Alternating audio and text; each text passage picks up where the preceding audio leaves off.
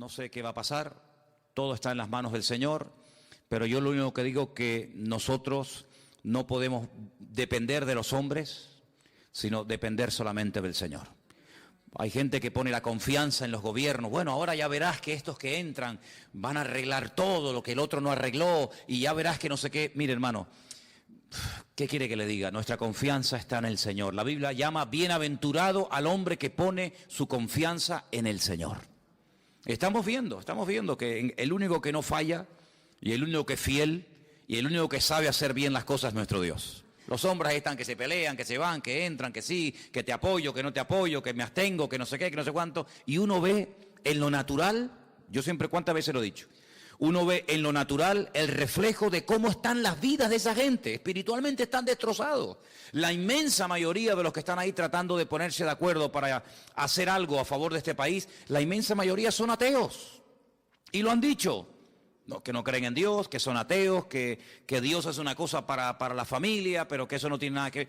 Y así vas. Si el hombre buscara a Dios, si todos esos que no saben lo que hacer dijeran, vamos a ver, Rajoy, el del PSOE, el Coleta, el otro y el otro, dijera, vamos a ver, vamos a hacer 3 días de oración y ayuno a nivel nacional. Y tú ves a todos los políticos en el Congreso, 3 días en la Moncloa sin salir, orando, leyendo la Biblia y buscando del Señor, humillándose delante de Dios. Qué diferente sería todo, ¿eh? Madre mía, cuántas bendiciones y cosas hermosas podrían salir de un encuentro así, pero no lo van a hacer, no lo van a hacer, ¿verdad? Entonces dice la Biblia que son ciegos que intentan guiar a otros ciegos. Y dice la Biblia que si 2 ciegos se juntan, los 2 van a caer en el mismo hoyo, porque los 2 están ciegos, ¿eh?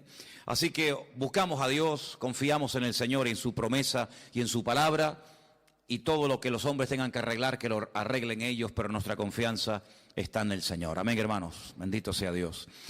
Sabemos que el año pasado pasó algo tremendo, miles y miles de personas mayores, ya jubiladas, que tenían sus ahorros de toda la vida ahí metidos en el banco ya para retirarse y tener una jubilación tranquila. Resulta que desapareció el dinero y se esfumaron todos los sueños y la tranquilidad, la falsa tranquilidad que produce el dinero, porque no cabe la menor duda de que cuando uno tiene dinero y te sobra, pues en un momento determinado pues puedes tener una tranquilidad, ¿no? Decir, oye, pues tengo un dinerito y tal, y qué mal se pasa y qué mal cuando una persona ha ahorrado toda su vida y de repente los hombres se quedan con todos tus ahorros. Pero ahí hay una lección de que donde tenemos que hacernos tesoros es en el reino de Dios, porque los tesoros de la tierra se fuman, los tesoros de la tierra se volatilizan, son como neblina, hoy los tiene y mañana no los tiene. ¿Cuántas personas en este país hace 3, 4, 5 años atrás tenían trabajo, coches, casas, viajaban, compraban y no sé qué, y hoy en día están arruinados? No es que no tengan dinero, es que están arruinados con a veces hasta miles y millones de euros de deuda. Y uno dice, al final resulta que los que tenían tanto están peor que los que toda la vida hemos dependido el día a día del Señor. Porque yo he hablado con gente que ha tenido mucho dinero y están deprimidos, amargados, escondidos, en fin, lo han perdido todo. Y cuando uno ha estado arriba y de repente te lo quitan todo, no sabe adaptarse después a una vida, digamos, a una vida normal. En estos días estaba leyendo un libro, o uno de los libros que estoy leyendo, y en uno de ellos decía que en los tiempos de la Biblia, ya lo dije una vez, en los tiempos de la Biblia se vivía el día a día. Eso ya hoy en día prácticamente no existe. En algunos países sí, pero aquí, por ejemplo, la gente quiere tener, digamos, el mes arregladito, ¿no? Tengo para pagar el mes de la hipoteca o el mes del alquiler, ya están tranquilos. Y tengo el mes solucionado. Y en la Biblia no se vivía así. En la Biblia se vivía el día a día. Basta a cada día su propio afán, su propio mal. Y el pan nuestro de cada día. Así se vivía en el tiempo de la Biblia. Entonces, si nosotros dependemos día a día del Señor, no vamos a estar agobiados, porque mira, se dice, es que faltan todavía 20 días para terminar el mes. Pero no lo mires así, vive el día a día y el Señor te va a sorprender y te va a proveer el alimento, la comida, lo que sea necesario para el día a día. Y también leía en ese libro algo que me llamó mucho la atención. Yo no digo que tengamos que volver a eso, pero dicen que en los tiempos de la Biblia la gente comía 2 veces al día. Y yo digo, qué curioso, ¿no? yo creo que todos comemos de más. Es decir, si nosotros ahora mismo nos quedáramos 15 días sin comer, seguro que nadie se moría. Hombre, fatiga tendríamos todo, a ver si me entiendes. Pero seguro que con todos los michelines y con toda la grasa y con todo lo que llevamos dentro, pues en la Biblia se comía 2 veces al día y estaban contentos. Sin embargo, hoy en día, mínimo, 3, y como tengas chicos jóvenes, pues 4 o 5, ¿eh? Y como estés aburrido en casa, venga, y hay gente que cuando están ansiosos y están nerviosos les da por comer. ¿Qué te parece, amigo? Y a otros les da por comprar, y a otros les da por cualquier otra cosa. Qué diferente es la vida de un cristiano, amén, hermanos. Qué diferente tiene que ser nuestra vida, en medio de todo este caos y en medio de todo este lío. En fin, hermanos, hoy comencé a leer otra vez el precioso y maravilloso libro del Apocalipsis. Quiero llevarles a él, está en el último libro de la Biblia. La palabra Apocalipsis es una palabra griega, no es una palabra española, aunque se emplea para películas y para títulos de novelas de Hollywood y todo esto. Pero la palabra Apocalipsis es una palabra griega que significa revelación, ¿eh? Algo oculto que se da a conocer. En los tiempos de la Biblia, revelación era algo que no se podía ver, pero que había un momento en el que Dios permitía que se pudiera ver o entender pues lo que estaba oculto a los ojos naturales. Por ejemplo, cuando se cogían los rollos, no eran libros, sino eran pergaminos, eran rollos, y cuando se abrían los rollos, ese acto de desenrollar el rollo, el pergamino para leerlo, a ese acto se le llamaba revelar, porque era algo que estaba oculto, no era como hoy en día. Yo veo que muchos de ustedes, y espero que todos, tengan su Biblia particular. Entonces lo que yo voy a leer hoy, usted en su casa lo puede leer cuando quiera, porque hoy en día todos tenemos Biblia. Por ejemplo, una de las cosas que quiero hacer este año, ya se lo anticipo, y estoy moviéndome un poquito y tengo que hablar con Margarita y tal, es hacer una campaña de distribución de Biblias. Por ejemplo, a mí me encantaría que este año nos pusiéramos todos de acuerdo y pudiéramos decir, vamos a repartir a lo largo del año, por ejemplo, por poner algo, 1000 Biblias. Entre los hermanos del norte y nosotros vamos a ponernos de acuerdo y distribuir 1000 Biblias. Entonces hoy me dio por meterme en internet y vi que hay Biblias enteras, del Génesis hasta el Apocalipsis, por $2.50. Y tú dices, pero ¿cómo puede ser tan barato una Biblia? Vamos a ver, no es una Biblia de cuero, una Biblia de estas preciosas, sino es una Biblia normal, sencillita, pero tiene lo mismo que una Biblia de esas grandotas. $2.50. Y tú te vas, por ejemplo, a un bar y te tomas un cortado y te cobran ¿cuánto? A veces, en algunos sitios me han cobrado ahí €1, que yo digo, madre mía, €1, un cortado y una cosita así. Pues una Biblia que te cambia la vida, una Biblia que es la palabra de Dios. El apóstol Juan dijo, yo no he escrito, él dice en su evangelio, yo no he escrito todo lo que le vi hacer al Señor. Y todo lo que él dijo, yo no lo escribí, porque si me hubiera puesto a escribir una por una todo lo que hizo y todo lo que dijo, en el mundo no cabrían los libros, porque hizo tantas cosas el Señor. Dice, pero estas palabras que yo les he escrito, las he escrito para que creyendo en ellas tengáis vida eterna. Entonces yo digo, un libro que te da vida eterna, un libro que te aclara dudas, un libro que te responde a preguntas, un libro que trae bendición a la familia, que trae bendición a tu vida, por $2.50, 2 cortados, como quien dice. Entonces yo pienso que sería muy bueno, y de hecho lo vamos a hacer, en este año ponernos una meta, no sé, 500, 600, 800, 1000 Biblias, y entre todos vamos a hacer una especie de campaña, ya les diré cómo tengo pensado hacerlo, para repartir la palabra de Dios. Porque hoy en día cualquier persona en su casa puede tener Biblia. Bueno, si ustedes van a mi habitación, pues yo no sé cuántas Biblias puedo tener, pues yo calculo mínimo 15 o 20 Biblias tengo que tener, como mínimo. Aparte Nuevos Testamentos y a lo mejor, ¿verdad?, en diferentes idiomas y tal. Pero en aquellos tiempos no. En aquellos tiempos no existía la imprenta. En aquellos tiempos había que ir al templo o había que ir a la sinagoga para escuchar que alguien te leyera la Biblia, pero nadie tenía la Biblia en su casa. Esto de poder tener toda la palabra de Dios, todo lo que el Señor reveló a lo largo de la historia en la mano, esto es un milagro. Esto es una maravilla, esto es una joya. Tú tienes uno de los libros más antiguos del mundo. Tú tienes aquí palabras que Dios le dijo a Moisés hace 3500 años. Es una auténtica joya. Y este libro del Apocalipsis, gracias al Señor que lo tenemos, es un libro escrito por uno de los hombres que más conoció al Señor. ¿Quién lo escribió? Lo escribió Juan. ¿Pero Juan el Bautista o Juan ¿cuál? Juan, el discípulo Juan. Pues Juan fue un hombre que vivió aproximadamente, vamos a redondear los números, aproximadamente 100 años. Hace unos días murió en Israel el hombre más longevo del mundo, 112 años. Le quedaron muy poquitos días para cumplir 113. Era un superviviente de uno de los campos de concentración de la Segunda Guerra Mundial. 112 años. Hoy en día no es normal que una persona viva tanto.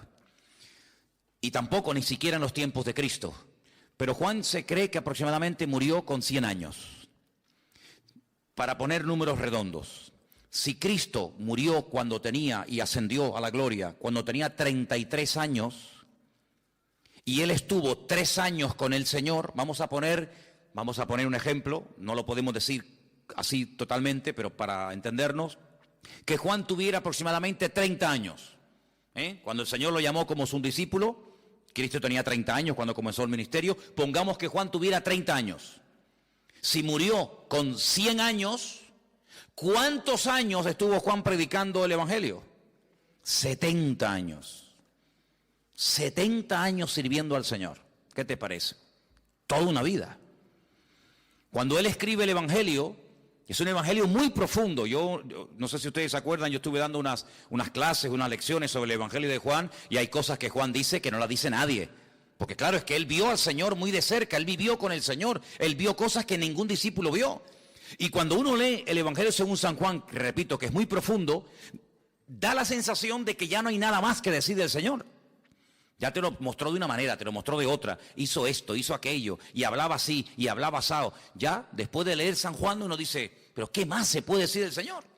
Bueno, pues cuando este hombre está en la isla de Patmos, dice como él dice, por causa de la palabra de Dios, desterrado, recibe una revelación, y cuando tú lees el libro del Apocalipsis fundamentalmente el objetivo no es hablarte del anticristo, que habla del anticristo, o del falso profeta, que también habla de él, o de los testigos, o de los terremotos, o de las plagas. Todo eso está muy bien. El objetivo, el protagonista del Apocalipsis no es el anticristo, es el Señor Jesucristo. Y Juan presenta y nos cuenta cosas de Jesucristo que si no hubiéramos leído nunca, si no tuviéramos en nuestras Biblias el libro del Apocalipsis, nunca sabríamos del Señor.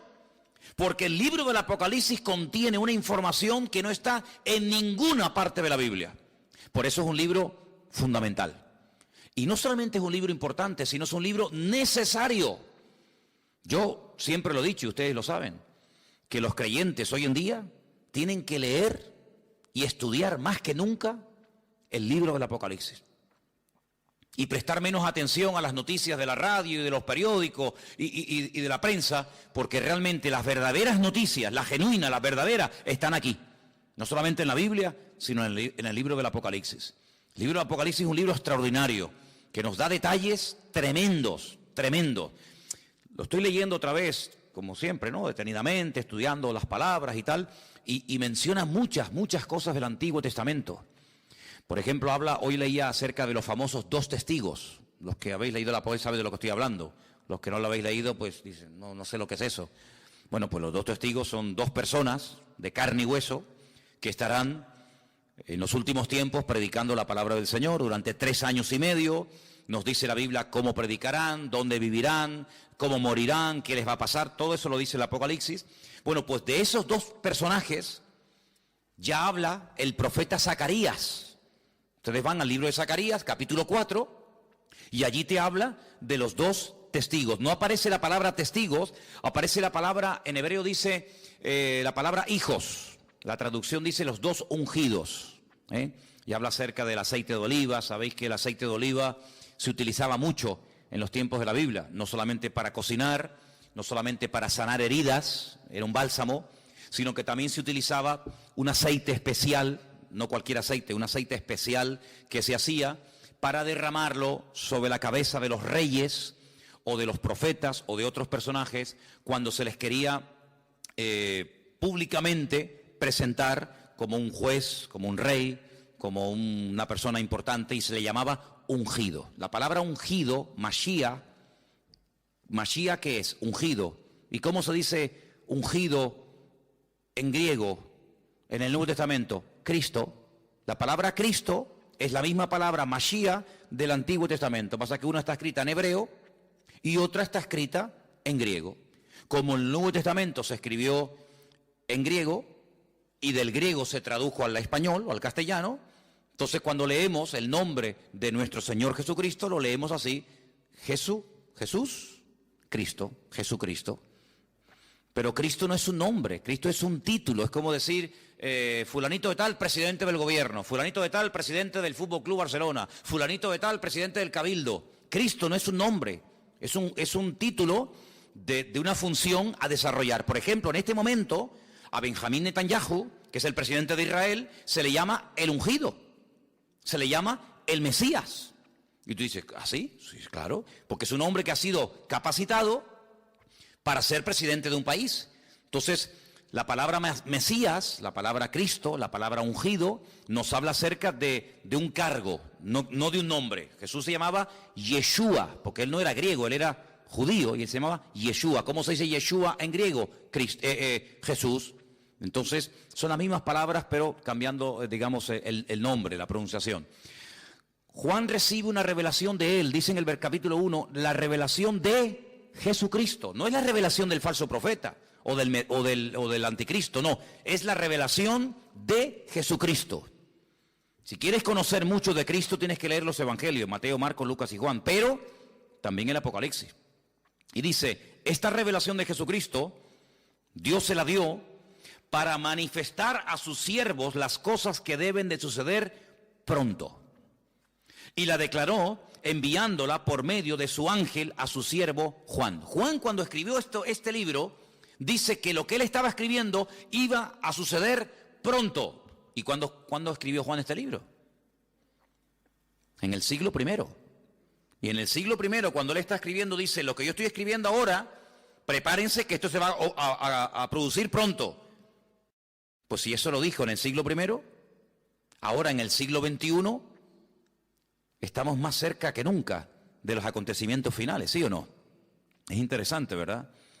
Dice que ha dado testimonio de la palabra de Dios y del testimonio de Jesucristo y de todas las cosas que ha visto. Y ahora fíjate, es uno de los pocos libros, o prácticamente el único libro de la Biblia, que contiene una bienaventuranza para el que lo lee. La Biblia no dice, bienaventurado el que lee el libro del Génesis.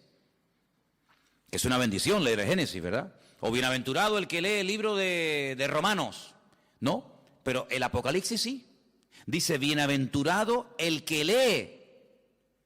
Los que oyen las palabras de esta profecía y guardan las cosas que en ellas están escritas, porque el tiempo está cerca. Es decir, que por leer el libro usted ya es bienaventurado. Por escuchar, por oír las palabras de este libro, usted ya es bienaventurado. Y si encima de leerlo, y si encima de oírlo, además usted lo cumple y lo guarda, triplemente bienaventurado. ¿Qué significa la palabra bienaventurado? Viene de una palabra hebrea que significa, es ashrei, que significa rico. La palabra rico está entroncada con la palabra bienaventurado. Un bienaventurado, espiritualmente hablando, según el concepto bíblico, es una persona rica, espiritualmente hablando. La riqueza bíblica espiritual no tiene nada que ver con la riqueza material, ¿vale? Hay personas en la Biblia que no eran ricos materialmente hablando, pero espiritualmente hablando eran multimillonarios. Y hay personas tremendamente ricas en la Biblia que la Biblia dice que eran unos necios. Así que la riqueza material muchas veces no tiene nada que ver con la riqueza espiritual. A veces la gente dice, ay, mira, no tiene mucha fe porque no tiene dinero, como si la fe se midiera por el dinero. Cuando yo siempre he dicho que es más difícil, mucho más difícil, vivir con poco que vivir con demasiado. ¿Sí o no? Si yo le doy a usted todos los meses 10.000 euros, que no los tengo, a ver si me entiende, pero si yo le diera a usted o le dieran a usted 10.000 euros, ¿sería muy difícil la vida para ti? Uy, ¿ahora qué compro? ¿Compro el jabón más barato o el más caro? ¿Compro el champú que está muy rico o compro el más baratito? No habría problema, porque cualquier persona, pienso que en un día, 2, media hora, se adaptaría a vivir con 10.000 euros por mes. ¿Sí o no? Sin ningún problema. Pero si a usted le dan todos los meses 200 euros, entonces sí hay que hacer numeritos, Yo creo que a la ministra, a la persona que nombre ministro de Economía, tendrían que nombrar en este país a un ama de casa. No a un político de estos que le van a dar 10.000 euros por mes. Eso lo hace cualquiera, no. Tendrían que nombrar a una ama de casa, a una mujer que tiene un sueldo pequeñito, que saca a los hijos adelante, yo nombraría de ministra de Finanzas o de, ¿cómo se llama?, de Economía en este país, a una ama de casa, porque esas sí que saben administrar el dinero. Esas sí que saben que el marido le da tanto dinero y le llega. Esos son, aquí hay un montón de ministras de Economía y pasa que no las reconocen, ¿no? Bueno, pues Juan está allí en la isla de Patmos y uno dice, bueno, ¿y qué hacía allí Juan? Si Juan vivía en Éfeso. Ustedes saben que cuando el Señor Jesucristo estaba en la cruz, le dijo a Juan que se encargara de su madre, porque Cristo iba a morir, y entonces María, según la tradición cuenta, pues resulta de que se fue a vivir con Éfeso, y allí estuvo con el apóstol Juan. Pero Juan fue el único discípulo que murió de muerte natural, porque Cristo tenía 12 discípulos, uno se ahorcó, ¿sabéis, no? ¿Quién fue? Judas se ahorcó, se quitó la vida. Los otros murieron como mártires, unos crucificados, unos quemados, etcétera. Pero Juan, fue el único que murió de muerte natural. Y no es porque no quisieran matarlo, sino porque todo lo que hacían para matarlo no salía bien. Entonces los romanos decidieron ya tirarlo en la isla de Patmos, que la isla de Patmos es como la isla de Lobos, una isla de piedra, sin agua, sin nada. Allí lo botaron como un perro para que se muera de hambre. Dice que había unas canteras que mandaban a los presos a trabajos forzados y al que mandaban a Patmos de allí no volvía. Es como el que mandaban, yo que sé, antiguamente a las Guayanas, los franceses y toda aquella cosa, ¿no? Sin embargo, fue allí donde el Señor se le presentó y donde el Señor le dio un mensaje para todas las congregaciones de Asia Menor. ¿Asia Menor qué es en la Biblia? Cuando se dice de Asia Menor era Turquía, hermano. Ese país que está medio en Asia, medio en Europa. Un país que tiene más de 90 y pico millones de habitantes, un país musulmán. Allí en Turquía era donde estaban las famosas 7 iglesias del Apocalipsis, Éfeso, Esmirna, Pérgamo, Tiatira, la Odisea, Sardis. Entonces vamos a leer en el versículo 4, porque dice, Juan, a las 7 iglesias que están en Asia, gracia y paz a vosotros, del que es, del que era y del que ha de venir, y de los 7 espíritus que están delante de su trono, y de Jesucristo, testigo fiel, primogénito de los muertos, el soberano de los reyes de la tierra, al que nos amó y nos lavó de nuestros pecados con su sangre, y nos hizo reyes y sacerdotes para Dios su Padre. A Él sea la gloria e imperio por los siglos de los siglos. Amén. He aquí que viene con las nubes. ¿Quién? El Señor. Viene otra vez, Pero algunos dirán, pero no vino ya. Sí, ya vino, pero vino a morir. Vino como cordero sufriente. Vino para derramar su sangre por los pecadores. Pero ahora viene otra vez, pero no en relación con el pecado. Viene como rey triunfante, viene a establecer su reino sobre la tierra. Y dice que en esta ocasión todo ojo le verá. Oye, esto es tremendo, ¿eh? ¿Qué significa todo ojo le verá? Que todo ojo le verá. Que todo el mundo le va a ver cuando venga. En la primera venida no todo el mundo lo vio. Muchos no se enteraron. Por ejemplo, los judíos que vivían en Roma, cuando nació el Señor Jesucristo en Israel, no sabían que había nacido el Mesías. ¿Cómo se enteraron? Por los predicadores, por los misioneros, por los apóstoles, por los discípulos que iban a una sinagoga en Roma, en Corinto, en Éfeso, en donde fuera, y decían, venimos a decirles que nuestro Mesías, del cual habló Isaías, Jeremías, Daniel, etcétera, etcétera, ha nacido. No me digas. Sí, ha nacido. Claro, no había radio, no había internet, no había televisión, no había nada. ¿Cómo se enteraba la gente? A través de los predicadores. Ahora se dan cuenta ustedes lo importante que era predicar. Por eso dice Pablo, ¿y cómo van a creer si no hay nadie quien les predique? No había Biblias, no había emisoras cristianas, no había radio, no había nada. Entonces, qué importante era que los hombres fueran por todas las naciones diciendo que ha venido, que ha nacido, y no me diga, y mira, y sanó a los enfermos, y resucitó a los muertos, y murió en la cruz, y resucitó al tercer día. Y claro, para ellos era una gloria. Pero en esta ocasión no va a haber esa ignorancia, sino que en esta ocasión dice la Biblia, categóricamente, todo ojo le verá. Todo el mundo, cuando el Señor venga por segunda vez, todo el mundo se va a enterar. Nadie va a decir en Tacoronte, ¿quién vino? ¿Quién? Ah, pues yo no. Todo el mundo lo va a saber. Todas las islas, todos los continentes, todas las ciudades, todas las televisiones del mundo, todas las radios, todos los periódicos, todo el mundo, los 7.000 millones de habitantes que hay en el planeta Tierra en este momento, todo el mundo sabrá que el Señor Jesucristo vino. Pero no solamente los que estén presentes en ese momento, sino dice, y los que le traspasaron. ¿Cómo que los que le traspasaron? Sí. Los que le traspasaron ya están muertos. ¿Sí o no? Los romanos que le clavaron aquellos clavos en el pie y en la mano y le traspasaron el costado y le pusieron la corona de espina, ¿cómo lo van a ver si ya murieron? Pues no te das cuenta de que la Biblia a veces te habla de un mensaje superficialmente, pero indirectamente, sin mencionar la palabra, si los que le traspasaron le van a volver a ver, te está dando a entender la Biblia que se producirá una resurrección de los muertos. Porque si no, ¿cómo le van a ver si están muertos?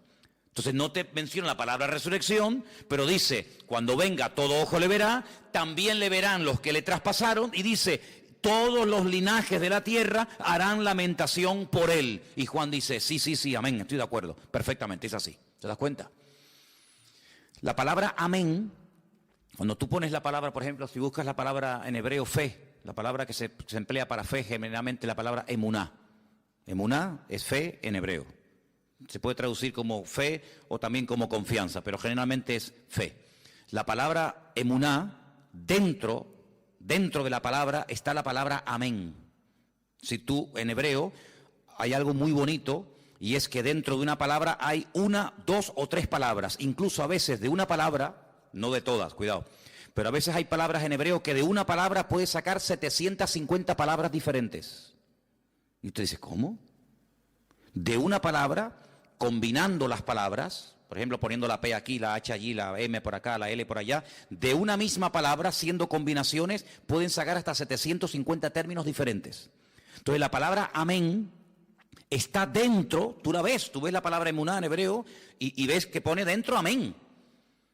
Porque cuando decimos amén, cuando nosotros los creyentes decimos amén, que es un acróstico, pues estamos diciendo que tengo fe en afirmar lo que esa persona está diciendo. Cuando yo digo, hermano, el Señor Jesucristo vendrá, amén.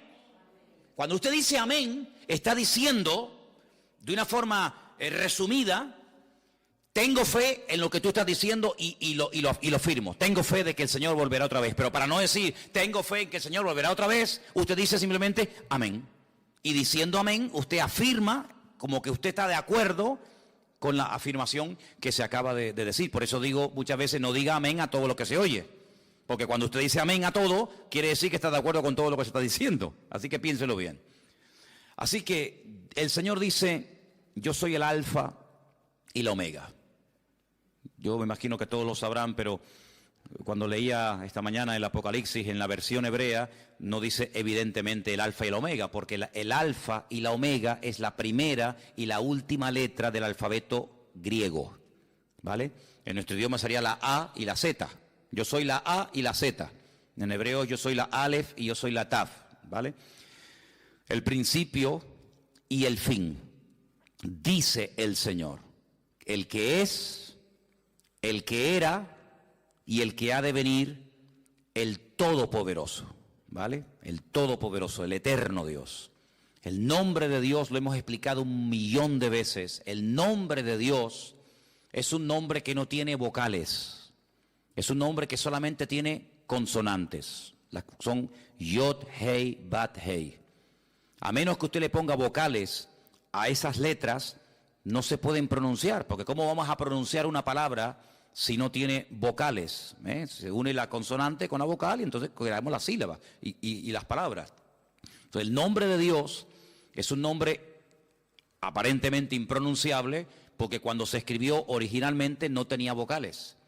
Pero si usted ve cómo se escribe el verbo ser y el nombre propio de Dios, que son esas famosas 4 letras que se llama el famoso tetragramatón, dentro del nombre de Dios usted puede ver que está escrito el verbo ser. ¿Por qué? Porque Dios es la existencia. Dios es el que da existencia. Él no depende de nada ni de nadie para existir. Nosotros sí. Si nuestros padres nos hubieran conocido y de esa relación no hubiéramos nacido nosotros, ¿de dónde hubiéramos salido? De ninguna parte. Luego nosotros somos los hijos de nuestros padres y los padres eran los hijos de nuestros abuelos y así sucesivamente. Pero si llegamos a Dios, Y la pregunta que yo me hacía antes de aceptar al Señor, que ya lógicamente la tengo clarísima, pero en aquel tiempo me torturaba, era una tortura terrible, ¿de dónde salió Dios? ¿Quién lo creó? ¿Quién lo hizo? Porque en nuestra mente humana todo sale de algo. Este púlpito no apareció aquí, pum, y apareció, sino que este púlpito alguien lo tuvo que hacer. Luego cada vez que vemos algo, nos habla de que hay un diseño y alguien que lo ha hecho, ¿sí o no? Todo lo que vemos, dice, bueno, este púlpito lo hizo alguien y le dio esta altura y le dio estas medidas. El púlpito no decidió ser de esta forma, podía ser semicircular, podía ser más alargado, más ancho, más alto. Hubo alguien que dijo, no, lo voy a hacer así. Bueno, pues ese alguien lo formó y ese alguien lo diseñó. Y todo lo que vemos a nuestro alrededor, la silla en la que usted está sentado, alguien la diseñó, alguien la hizo. Todo lo que vemos a nuestro alrededor. Pero cuando hablamos de conceptos diferentes a los conceptos, digamos, naturales, y uno llega nada más y nada menos que hablar del Creador, la pregunta ¿quién hizo a Dios? No es una pregunta sabia, no es una pregunta coherente. ¿Por qué? Porque a Dios no lo ha hecho, a Dios no lo ha creado nadie. Porque si lo hubiera creado o lo hubiera parido o lo hubiera hecho alguien, la pregunta es ¿y a ese alguien quién lo hizo? Y volvemos para atrás, y hay un momento que se para y decimos, pero bueno, es que Dios es eterno, y ahí ya nos perdemos. ¿Por qué? Porque en nuestro concepto limitado y finito, la eternidad es algo que se nos escapa de la mente. Porque vemos que la vida se pasa volando, porque vemos que todo se mide siempre por minutos, por segundos, por días, por años, por siglos, por milenios, por décadas, y todo lo medimos, ¿verdad? Uy, qué grande está el niño, uy, qué pequeñito, acaba de nacer. ¿De cuánto tiempo estás embarazada? De 8 meses, pues le falta 1, ¿verdad? Y todo siempre lo queremos clasificar y todo lo queremos medir, pero esas medidas con Dios no sirven, porque Dios no salió de ninguna parte, sino que todo salió de Él, porque todo fue creado por Él y para Él. Y cuando nada existía, Él ya existía, porque Él es la existencia en sí mismo. Y dice la Biblia que todo subsiste, si todo se mantiene en su debido orden y nada se va de sitio y todo funciona como tiene que funcionar, porque hay un diseñador y porque hay un creador que diariamente da la orden de que el sol salga por el este y se oculte por el oeste. Pero bueno, eso era antes. No, eso era antes, eso era hoy y eso será siempre. El sol siempre sale por el este y se oculta por el oeste. Pero esa ley, ¿quién la dio? ¿Quién decidió que el sol saliera siempre por el mismo lado y se ocultara por el mismo lado? El creador del sol. El creador del sol. ¿Y quién es el que hace que la Tierra siempre gire en la misma dirección y que no diga un día, oye, voy a girar ahora en otra dirección? Todos los planetas giran en las direcciones de las agujas del reloj -1. Todos los planetas giran así. Pero hay uno que Dios dice, no, tú al revés, y gira al revés. ¿Quién decide eso? ¿Quién hace que hay unas flores que sean rojas, otras amarillas? ¿Quién hace todo eso? El que las diseñó, el que las creó. No es así por casualidad, sino que hay un diseñador y hay un creador, y ese Dios es la existencia misma, y por eso en su nombre propio, pues lleva la existencia, el verbo ser. Ahora ese nombre, cuando leemos por ejemplo algunas Biblias, sale la palabra Jehová. En otras Biblias sale la palabra Adonai, o Señor. En otras Biblias aparece la palabra Yahvé, ¿no? Muy bien, todo eso está muy bien, pero el verdadero nombre propio de Dios no tiene vocales, pero se le tuvo que poner vocales para poder pronunciarlo, ¿os dais cuenta? Y ahora, ese Dios creador, ese Dios diseñador, que es uno, Dios es uno, dice la Biblia, ese Dios amó tanto al mundo que dice que salió de él su Hijo unigénito, que al mismo tiempo su Hijo es el mismo.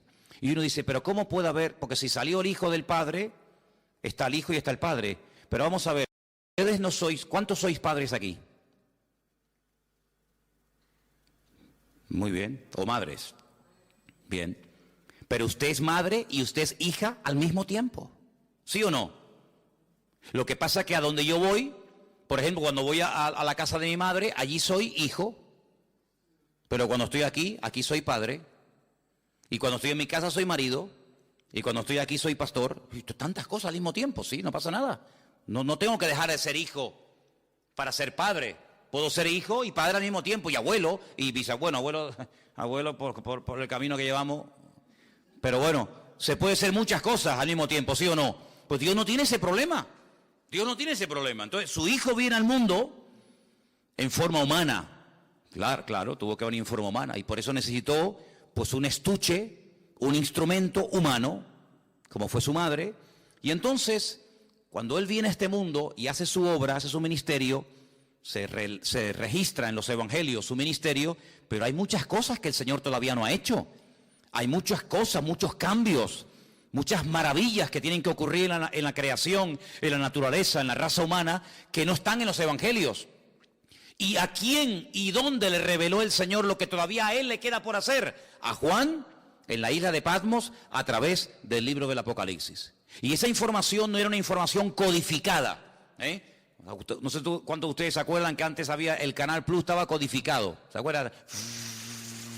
Y si no tenías el descodificador, pues no veías la película o el partido de fútbol. Te hacía falta un aparato para descodificar una señal que tú en abierto no tenías. Bien, el libro del Apocalipsis no es un libro codificado, de tal manera que tú lo lees y dices, yo no entiendo nada. No, un momento. El libro del Apocalipsis es un libro que está muy claro, muy claro. El problema es que el lenguaje que Juan utiliza no es un lenguaje popular, no es un lenguaje que usamos cotidianamente, es un lenguaje alegórico, es un lenguaje de animales, de números y de colores, que si usted no está familiarizado con eso, usted no se va a enterar evidentemente de nada. Pero no porque el Apocalipsis sea el libro más difícil de la Biblia. No, el Apocalipsis no es el libro más difícil de la Biblia. Yo le puedo asegurar que hay otros libros de la Biblia que son más difíciles y más complicados que el Apocalipsis. Porque el Apocalipsis lo bueno que tiene que al ser el último, ¿me explico? Al ser el último en el canon, en la lista, toma elementos de otros libros que si usted los ha leído y los conoce, cuando llegues al Apocalipsis, ahora sé lo que es el dragón, ahora sé lo que es el caballo, ahora sé lo que es el león, ahora sé lo que es el oso. ¿Pero cómo lo sé? Porque he ido pasando por 65 libros que le preceden. Entonces, hermano, cuando usted hace todo el recorrido, claro, yo a nadie le aconsejo que se compre una Biblia por primera vez y se meta a leer el libro de Apocalipsis, porque puede tener pesadillas. Porque el pobrecito dice, madre mía, ¿y esto es la Biblia? Un dragón que sale corriendo detrás de una mujer, ¿verdad? Que echa fuego por la boca, el otro que 7 cuernos en la cabeza, dice, madre mía, ¿cómo está esta gente, no? ¿Verdad? Pero es que para poder entender el libro del Apocalipsis, primero hay algo que pocas veces se dice, pero es para mí fundamental. Y es que usted tiene que conocer al protagonista del libro del Apocalipsis. Y el protagonista del libro del Apocalipsis es nuestro Señor Jesucristo. Cuando usted lo conoce a Él, usted sabe, permítame la expresión, por dónde van los tiros. Eso es como cuando antiguamente, ya eso no existe. Pero cuando antiguamente los padres miraban a los hijos, ¿qué le estaba diciendo? Ibas de visita, ¿no? A una casa. Entonces tu padre se te quedaba mirando y te estaba diciendo, sin palabras, o te comportas, o te voy a dar un jaquimazo que te voy a poner la cabeza así para atrás. Con la mirada, era un mensaje telepático, ¿no? Te miraba así, y ya hasta agachabas la cabeza porque te estaba diciendo, te voy a dar una que te vas a enterar, sin palabras, porque ya lo conocía. Pero esa mirada se la daba a lo mejor a otro niño y el niño ni se enteraba. Cuando tú conoces a tu marido, tú sabes cuándo está enfadado y cuándo está de buen humor. Por eso hay mujeres que dicen, ahora no le digas nada, espera mañana. No, yo le digo ahora. No le digas ahora porque encima vas a cobrar. Espérate a mañana, que ya verás como mañana es otro ser humano. En la Biblia hay momentos en los que si usted no conoce al autor, usted no se va a enterar del espíritu, de la actitud, de por qué el Señor dijo eso. Y esto que le estoy diciendo no es broma, porque dice la Biblia que cuando Pedro estaba afuera con los romanos calentándose en el fuego, ¿se acuerdan? Que llegó aquella chica y le dijo, mira, acá hay otro, este es uno de ellos. Y él decía, no, yo no soy de ellos. Lea usted en la Biblia, y hay un momento en el que dice que la mirada de Cristo se cruzó con la de Pedro. Cristo le dice así. Tú estás diciendo, no, yo no le conozco, y Cristo le dice así. Y se le quedó mirando, y dice la Biblia, lea esto, léalo, es tremendo. Dice, y saliendo lloró amargamente. ¿Qué mirada le habrá lanzado el Señor? No, yo no le conozco, yo no sé quién es, yo no quiero saber nada de ese hombre. Diciendo, ay, Pedro, que tú no me conoces a mí, Pedro. ¿Pero qué estás diciendo, criatura? Lo rompió, ya con la mirada dijo, madre mía, lo que estoy así, salió corriendo y se echó a llorar porque no pudo aguantar aquello, una mirada que lo rompió, ¿verdad? Que lo rompió. Entonces, cuando uno va al libro de Apocalipsis, uno puede leer comentarios y puede preguntar a este y al pastor tal, y puede leer, pero si tú no conoces al autor, el libro te va a sonar a chino. Y que yo sepa aquí, nadie sabe hablar chino.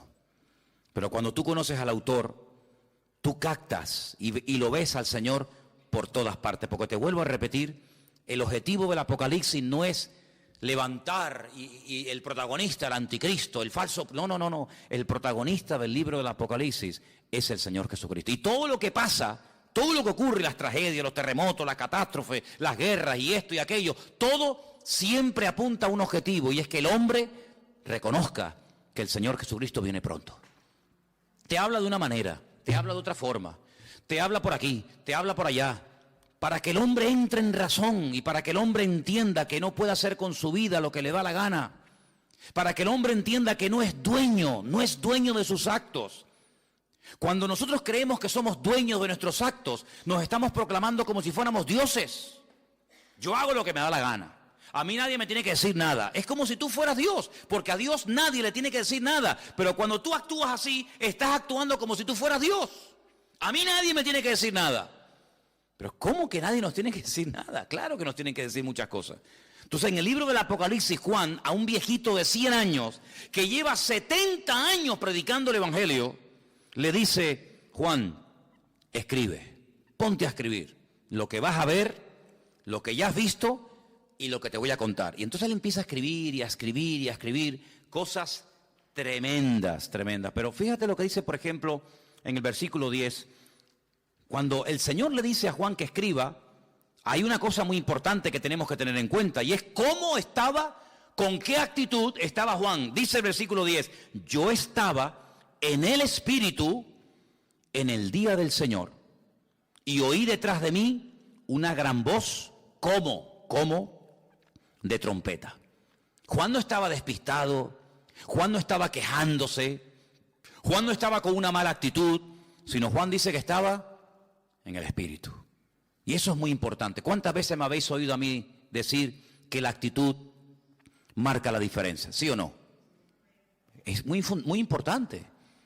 Estar centrado, estar pendiente. No, mira, ahora no me hables, que ahora estoy pendiente de la palabra. No, ahora no quiero saber nada. El móvil, ¿para qué quiero yo un móvil ahora? No me hace falta el móvil para nada. Ahora me está hablando el Señor, estoy con su palabra. Él estaba en el Espíritu. ¿Tenía motivos para quejarse? Hombre, humanamente hablando, sí. 100 años aquí botado como un perro, sin agua, sin comida, sin hermanos, sin iglesia, sin amigos, sin nada. Y mira cómo me has tratado, y mira no sé qué, y te he servido para qué. No le dio lugar a eso. Él estaba en el Espíritu. Si el Señor ha permitido que yo esté en la isla de Patmos, no es un castigo, es una bendición, porque al fin y al cabo vemos que no fue un castigo, sino que fue un tiempo maravilloso, porque para poder escribir todo esto, hermano, y para poder ver todas estas visiones, uno no podía estar viviendo en una gran ciudad con ruidos, con coches, con no sé qué, con no sé cuánto, sino uno tenía que estar en un sitio tranquilo, sin que nadie te moleste.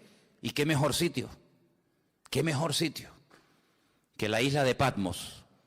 Donde tienes tiempo para pensar, para orar, para meditar, y aquí sin que nadie te moleste, aquí te voy a dar la revelación más grande que jamás ningún ser humano ha tenido en esta vida. Luego vemos que el famoso refrán, que no hay mal que por bien no venga, se cumple perfectamente en la vida de Juan. Hace muchos años yo leí un libro de un pastor que tuvo un accidente y se le partió una pierna y estuvo un buen tiempo en cama, escayolado, sin poder moverse, y los primeros días de ese accidente él comenzó a quejarse. Señor, ¿y por qué? Tenía que predicar en esta iglesia, me habían invitado a viajar a no sé qué sitio, me habían invitado a no sé qué, y ahora no puedo tal, y empezó a quejarse hasta que pasaron los días y le dijo, Señor, si tú has permitido que yo esté aquí parado sin hacer nada, ¿qué propósito tienes tú, Señor? Y ese hombre escribió un libro con su testimonio, con sus experiencias, y cuenta él que fue un libro que bendijo a muchísimas personas. Un libro que fue de muchísima bendición, sus testimonios, las experiencias que había tenido con el Señor, las pruebas por las cuales había pasado y lo que había aprendido en el Señor.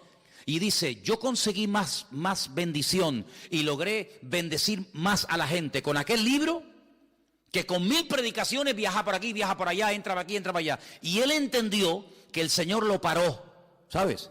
Él entendió que el Señor permitió aquel accidente para que durante un tiempito, tranquilo, pudiera escribir un libro que después sería de tremenda bendición para muchísima gente que lo leyó. Entonces hay momentos en la vida que nos puede pasar algo que decimos, ¿y por qué? ¿Y por qué, Señor? ¿Y por qué tal? ¿Y por qué esto? ¿Y por qué el marido? ¿Y por qué el niño? ¿Y por qué no me dieron el trabajo que me habían prometido? ¿Y por qué no sé qué? ¿Por qué? ¿Y por qué? ¿Y por qué? Y hace muchos años, yo era recién convertido, vino a Las Palmas a predicar una señora que dice ella, en aquellos años, que era la capellana de una de las cárceles más peligrosas de los Estados Unidos, la cárcel de Sing Sing. Y esta mujer empezó a predicar y yo te puedo asegurar que no todo, pero por lo menos la mitad del mensaje me lo aprendí de memoria. Y todavía lo tengo aquí. Y ella empezó diciendo, hay una pregunta que si nosotros nos la hacemos podemos volvernos locos. Y es una pregunta, y la pregunta es ¿por qué? Y sobre esa pregunta ella basó su mensaje. Y a mí se me quedó tan grabado aquello, y ella hablaba acerca de lo peligroso que es cuando nos pasa algo en la vida, entrar a pelearnos con Dios, y por qué no sé qué, y por qué no sé cuándo, y por qué. Yo creo que nosotros ahora que hemos ya comenzado un poquito a levantar vuelo y a entender y a conocer un poquito más al Señor, vamos a cambiar la pregunta. Vamos a dejar el por qué. ¿Por qué? Dios lo sabe. Vamos a preguntarle otra pregunta al Señor. Vamos a hacerle esta pregunta. ¿Para qué? El por qué no me interesa. Porque si yo soy cristiano, mi vida está en las manos del Señor, y el Señor ha permitido esta situación, Él sabrá por qué la ha permitido. Los que amamos a Dios, ¿qué dice? Todo ayuda para bien. Luego, el por qué no me interesa. Mi Dios sabe lo que hace conmigo, pero ¿para qué has permitido esta situación? Entonces, cuando comenzamos a indagar y a orar y diligentemente le preguntamos ¿para qué? El Señor nos va a dar muchas respuestas. ¿Para qué me has traído a Patmos? ¿Para morirme de hambre? No te vas a morir, porque ¿quién te trajo a Patmos? ¿Los romanos o lo permití yo? ¿No se acuerdan ustedes un día en la cárcel en Israel que estaba Pablo? Y dice la Biblia que el Señor se le presentó y le dijo, Pablo, escucha bien, tú has dado testimonio de mí aquí en este país. En todo Israel te conocen, todas las sinagogas del país te han oído. Eres un rabino famoso, eres uno de los mejores discípulos de un tal Gamaliel, hijo de Gilel, uno de los mejores rabinos de toda la historia. Pero ahora es tiempo de que salgas de tu tierra y te vayas a Roma. Y quiero que allí en Roma prediques mi palabra. Pero si estoy preso y tú me dices que me vaya a Roma, ¿cómo me voy a ir si no me van a dejar salir? Estoy encadenado. Pero Pablo, escucha una cosa, tú eres ciudadano romano, no te olvides. Y mañana cuando te saquen y te hagan el juicio, cuando te vayan a interrogar, tú vas a decir que tú como ciudadano romano, tú tienes el derecho que no todo el mundo tiene de apelar al César. Es decir, yo quiero que me juzgue, que mi juez sea el mismísimo César. Tú lo puedes pedir porque tú eres ciudadano romano. Entonces cuando él sale de la cárcel por la mañana, lo van a interrogar. Ese un momentito, quiero decir algo. ¿Qué quiere decir usted? Yo apelo al César. Quiero que el César sea mi juez. Claro, este que es un juez inferior dice, pues entonces si usted ha apelado al César, no te preocupes que usted irá al César. Llévenselo. Lo montan en un barco. ¿Quién? Los romanos. Y lo llevan a Roma. No fue por el camino y porque me llevan a Roma. No, porque el Señor quiere llevarme a Roma, pero como yo no estoy libre ahora, que me puedo comprar el pasaje, ir a donde quiera, pero le doy la vuelta a la tortilla. Y en vez de utilizar mi libertad, uso mi, entre comillas, encarcelamiento, pero ahora ellos me van a pagar el pasaje. No me voy a pagar ni el pasaje. Me van a pagar ustedes el pasaje, me van a pagar ustedes la comida y me van a llevar al mismísimo César de Roma. Pero ¿quién va a ir a darle testimonio al César de Roma? ¿Quién? ¿Uno por la calle? No. O un preso o uno que pertenezca a la corte de Roma. Entonces, si no eres de la corte de Roma, pero eres un preso con ciudadanía romana, tienes derecho a que te juzgue el César de Roma. ¿No os dais cuenta que todo ayuda para bien? ¿Dónde nació Pablo? En Tarso. ¿Qué era Tarso? Una pequeña colonia romana. Y dice que las personas que estaban allí, a través de su padre, él obtuvo la ciudadanía romana. ¿Quién sabe si en algún momento Pablo, como judío fanático que era en aquel momento, habrá dicho, ¿y yo para qué quiero la ciudadanía romana? ¿Yo para qué quiero ser romano? Ahora no lo entiende. Estos asquerosos romanos, este imperialismo que ha venido aquí a dominar nuestra tierra. Sí, pero estos, el día de mañana van a ser el instrumento que Dios va a utilizar para llevarte nada más y nada menos que a Roma, al hombre más poderoso de la tierra. Y allí fue.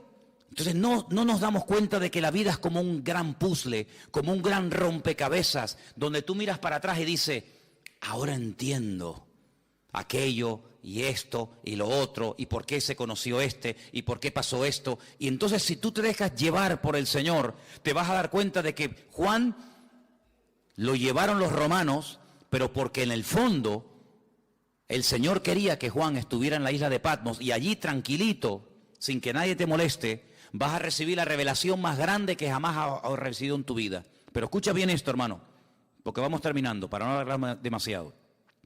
Antes de darte revelación para otros, y antes de darte mensaje para iglesias, y para pastores, y para otras personas, el primero que tiene que recibir el mensaje eres tú. Porque la tendencia de que siempre tenemos algo que decirle a fulano o a mengano, yo no digo que esté mal, pero el primero que se tiene que aplicar el mensaje es el que lo da. Luego, yo te voy a dar mensaje para la iglesia de Éfeso, mensaje para la iglesia de Tiatira, mensaje para la iglesia de la Odisea, etcétera, etcétera. Pero el primero que tiene que verme a mí eres tú. Porque si tú le dices a los demás qué hacer, pero tú no lo haces, entonces no estás viviendo el mensaje. Y eso es algo que tenemos que tener muy claro en la vida. Primeramente, aplicarnos la palabra.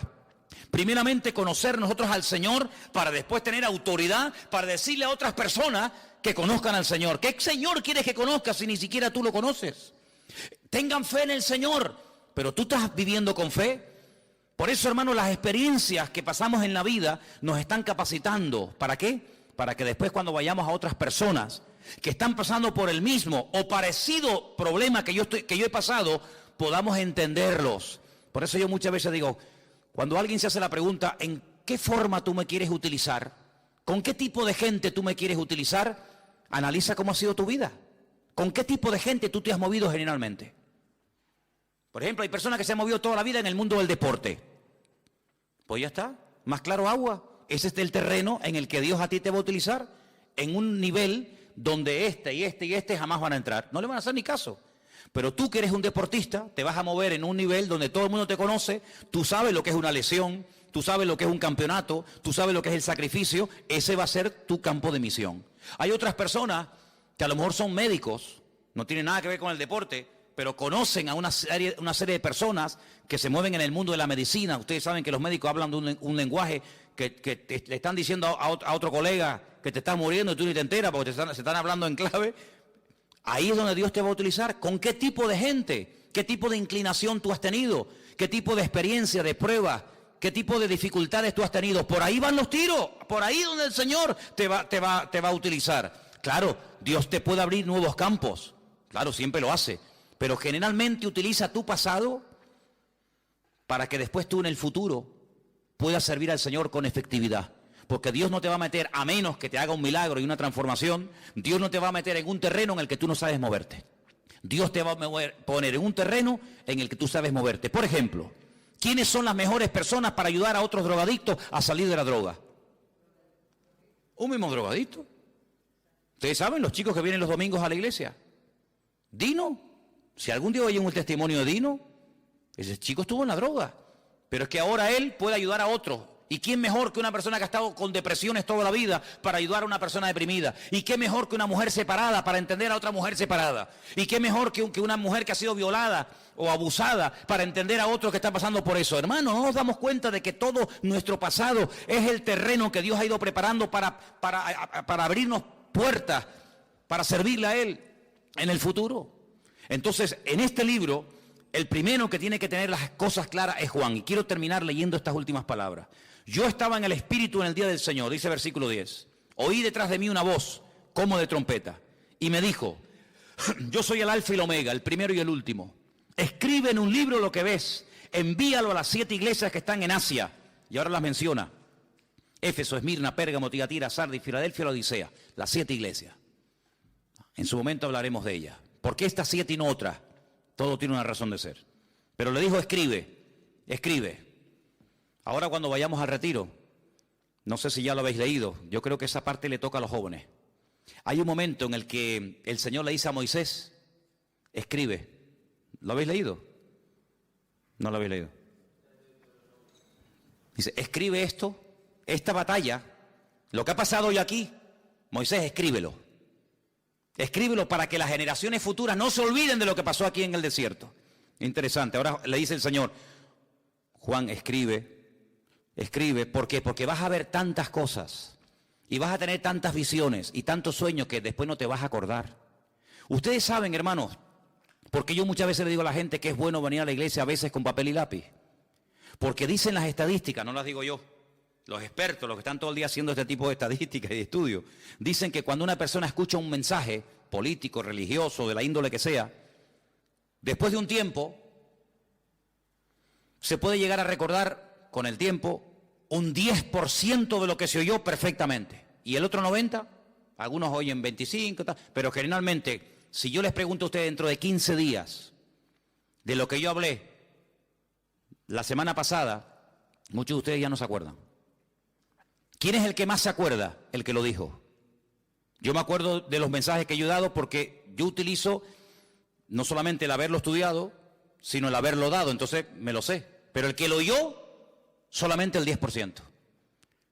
Pero fíjate cómo se dispara la estadística. Si una persona está escuchando una lección de un maestro, de un pastor o de quien sea, y escribe, automáticamente pasa del 10 al 80%. Es decir, usted me está escuchando a mí ahora.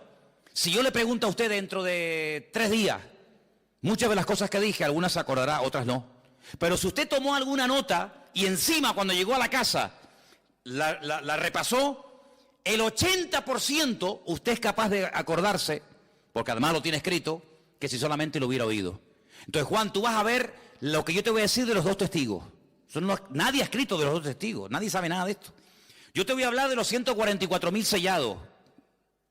Yo te voy a hablar del falso profeta. Yo te voy a hablar de los 7 sellos, de las trompetas, de las copas de la ira. Yo te voy a hablar de la mujer que huye al desierto por 1260 días. Yo te voy a hablar a ti de tantas cosas que como tú no escribas esto, tú a las 2 horas no te acuerdas. Y si tú no te acuerdas, ¿cómo le vas a pasar el mensaje a los hermanos de Garcilaso de la Vega número 13? Imposible. Entonces, ponte a escribir, Juan, ponte a escribir, porque lo que se escribe ahí queda. Y entonces dice que cuando él se vuelve para ver la voz del que hablaba con él, cuando se volvió, dice que vio 7, quédese con este dato, 7 menorás, 7 candeleros de oro, 7. Y en medio de los 7, a uno semejante al Hijo del Hombre, vestido de una ropa que le llegaba hasta los pies y iba ceñido por el pecho con un cinturón de oro. Jesús nunca lo había visto, Juan, así, nunca lo había visto. Su cabeza y sus cabellos eran blancos como lana, como blanca lana, como nieve. Sus ojos como llama de fuego, sus pies semejantes al bronce bruñido, refulgente como en un horno. Su voz como estruendo de muchas aguas. Tenía en su diestra 7 estrellas, y de su boca salía una espada aguda de 2 filos, y su rostro era como el sol cuando resplandece en su fuerza. Cuando le vi, caí como muerto a sus pies. Esto nunca le había pasado a Juan. Juan nunca se había caído. Ese día sí. Caí como muerto a sus pies, y él puso su diestra sobre mí y me dijo, no temas, yo soy el primero y el último, el que vivo. Estuve muerto, mas he aquí que vivo por los siglos de los siglos. Amén. Y tengo las llaves de la muerte y del Hades. Escribe las cosas que has visto, las que son y las que han de ser después de esta. Y ahora le explica algo. El misterio de las 7 estrellas que has visto en mi diestra y de los 7...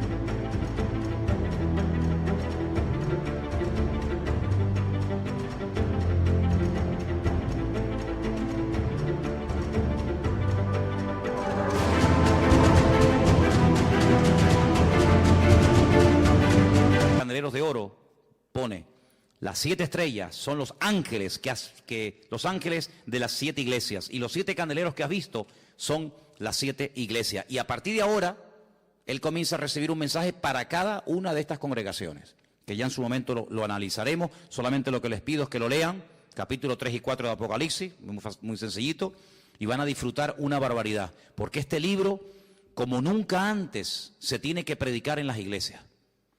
Los pastores tienen que hablar más del Apocalipsis, caramba, y se habla muy poco. A veces hay pastores que me han dicho a mí personalmente, es que yo no puedo predicar el Apocalipsis porque no lo entiendo. Pues póngase a estudiar, estudie, prepárese, porque estamos en los tiempos del Apocalipsis.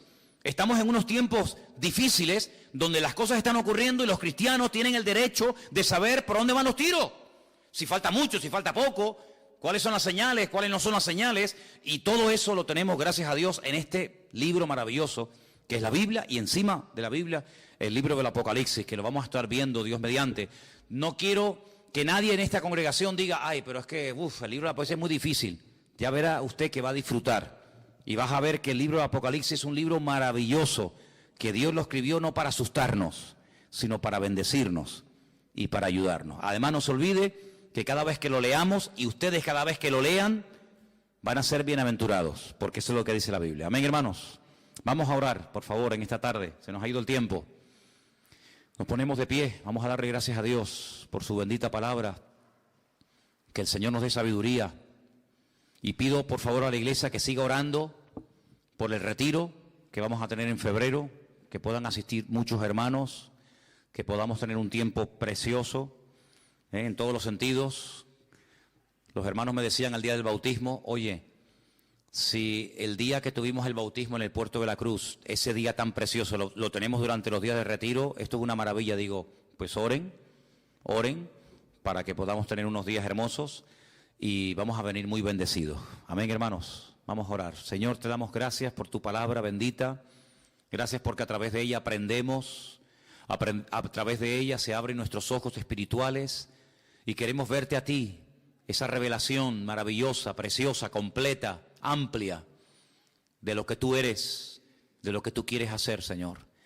Señor, te pedimos que crezca nuestra fe. Que podamos cada día crecer en conocimiento, en sabiduría, en discernimiento espiritual, para que podamos servirte cada día mejor, Señor. Bendice nuestras vidas y que cuando estudiemos y nos acerquemos a tu palabra y ahora a este precioso libro del Apocalipsis, podamos disfrutar y podamos descubrirte y podamos vivir una relación íntima y personal contigo cada día, porque tú así lo quieres para cada uno de nosotros. Bendice, Señor, nuestras vidas y guárdanos siempre de todo peligro y de todo mal. Te lo pedimos en el nombre de Jesús. Amén.